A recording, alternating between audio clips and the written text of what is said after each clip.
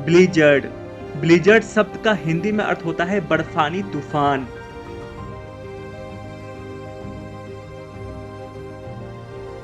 इस शब्द का प्रोनाउंसिएशन होता है ब्लीजर्ड, ब्लीजर्ड।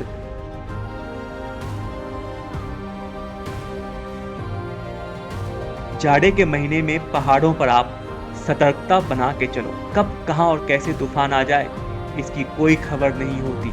ये तूफान बाली की तरह मजबूत होते हैं, जाड़े की तरह कपा देने वाले होते हैं। काबिल लोग तूफान की बलि बन जमीन में जड़ दिए जाते हैं और अपनों को दर्द दे जाते हैं।